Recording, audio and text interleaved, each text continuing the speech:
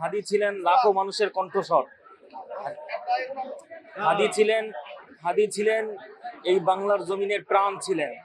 হাদী এমন একজন ব্যক্তি ছিলেন যিনি ইনসাফের কথা বলেছেন, যিনি ন্যায়ের কথা বলেছেন, যিনি হক কথা বলেছেন। এই ইনসাফের কথা বলার কারণে, ন্যায়ের কথা বলার কারণে, হক কথা বলার কারণে আজকে তার শাহাদাত হয়েছে, আজকে গুলিবদ্ধ হয়েছে।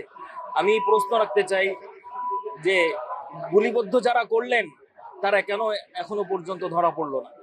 কিভাবে তারা এই দেশ থেকে পলায়ন করলো? আমি রিকোয়েস্ট করতে চাই বাংলাদেশ সরকারের কাছে, যেভাবে শেখ মুজিবুর রহমানের হত্যার বিচারের জন্য যদি বিদেশ থেকে যদি দোষীদেরকে আনা যায়, তাহলে অবশ্যই হাদী খুনির যারা দোষী আছে তাদেরকে অবশ্যই বিদেশ থেকে আনা সম্ভব। হাদীকে কবর রচনা দেওয়ার আগে, হাদীকে কবরে দেওয়ার আগে হাদীর খুনিকে কবর দিতে হবে। হাদীর খুনিকে যদি কবর না দেওয়া হয় তাহলে এটা হাদীর সাথে বেঈমানি হবে। হাদী একটা মেসেজ দিয়ে গিয়েছিলেন, সেটা হচ্ছে যে আমাকে যদি কেউ শাহাদাত বরণ করে, আমাকে যদি কেউ মেরে ফেলে, তাহলে অন্তত পক্ষে তোমরা বিচারটা করবে। কিন্তু আমরা তো এখনো পর্যন্ত বিচার সম্মুখে দেখতে পাইনি। আমরা বেসিক্যালি এখানে এসেছি হাদী ভাইয়ের জানাজা অ্যাটেন্ড করতে। হাদী ভাই এমন একজন মানুষ ছিল, তার ব্যক্তিগতভাবে কোনো স্বার্থ ছিল না। সে একজন সত্যিকারের দেশপ্রেমিক।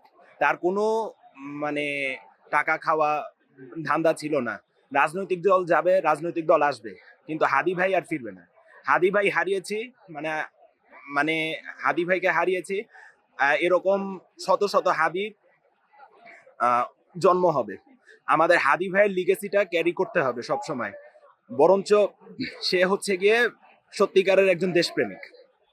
আমাদের ভাই শহীদ ওসমান হাদীকে যারা গুলি করেছে তাদের সর্বোচ্চ শাস্তির ব্যবস্থা করতেছি। আর আজ থেকে আওয়ামী লীগ এবং ভারতীয় দালাল যেখানেই পাবো সেখানেই ওদেরকে সাগুমুগা ছিঁড়ে ফেলবো। ওসমান হাদী ভাই ছিল আমাদের যেই কালচারাল ফ্যাসিস্ট ছিল, যে আমাদের পার্শ্ববর্তী দেশের যে কালচারাল ফ্যাসিজম এ দেশে তৈরি হয়েছিল, সেটার বিরুদ্ধে একটা মানে তারুণ্যের যেই প্রতীকটা, সেটাই ছিল আমাদের ওসমান হাদী ভাই। ওসমান হাদী ভাই আমাদের ওই জায়গায় কাজ করছে যে কালচারাল ফ্যাসিজম যেটা ছিল সেটার বিরুদ্ধে তিনি তার কালচারাল সেন্টার করেছে এবং সেভাবেই কাজ করছে। তো আমরা যারা তরুণ আছি আমাদের উচিত ওসমান হাদী ভাইয়ের পথ ধরেই এগিয়ে যাওয়া এবং এই দেশের যে কালচারাল ফ্যাসিজম তৈরি হয়েছে এটার বিরুদ্ধে আমরাও কাজ করা এবং তার মতো করেই কাজ করা। ভাই এখন তো এরকম হাদী প্রতি বছর প্রতিদিন জন্মায় না, এগুলা যুগ যুগ যুগান্তরে আসে। এখন উনি ছিলেন সাম্যের প্রতীক। উনি এক নাম্বার ছিল ভারত ইসরায়েল বিরোধী, ইসলামের পক্ষের লোক। আর 3 নাম্বার তো সাহস, অসাধারণ সাহস। এটা তো আর কি বলবো। যাই হোক, আল্লাহর কাছে দোয়া করি, এই কামনা করি আল্লাহ যেন তাকে বেহেশতি নসিব করে। আর এরকম প্রতিবাদী সৎ ভালো মানুষ যেন আমরা পাই।